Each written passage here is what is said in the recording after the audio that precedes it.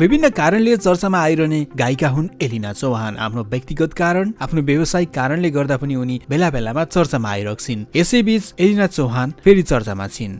एलिना चौहानले मङ्सिर 22 गतेदेखि पुस गतेसम्मको आफ्नो सांगीतिक तालिका सार्वजनिक गर्दै कलाकारहरूलाई ठग्ने बिचौलियाको गतिविधि पुनः सतहमा ल्याएकी छिन्। उनले कलाकार मिलाइदिने नाममा केही व्यक्तिहरूले गैर कानुनी रूपमा रकम हात पारेको तथ्य सार्वजनिक गरेकी हुन्। सामाजिक सञ्जाल मार्फत एलिनाले लेखेकी छिन्, कलाकारको दुःख मेहनतको पैसा बीचमै खाएर भुडी फुलाउनेहरू बाहिर आउनुपर्छ। दुःख गर्ने कालु, मकै खाने भालु। उनको यो अभिव्यक्ति पछिल्लो समय सांगीतिक क्षेत्रमा बढ्दै गएको बिचौलियाको नियन्त्रण र आर्थिक शोषण प्रति लक्षित रहेको बुझिन्छ।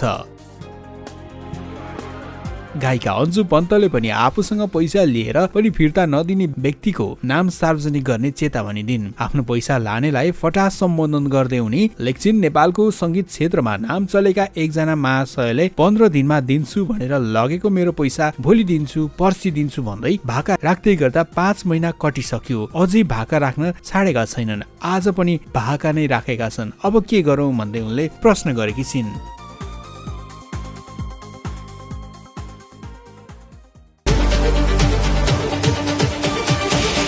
फिल्मी अड्डा, गसिपदेखि बक्स अफिससम्म।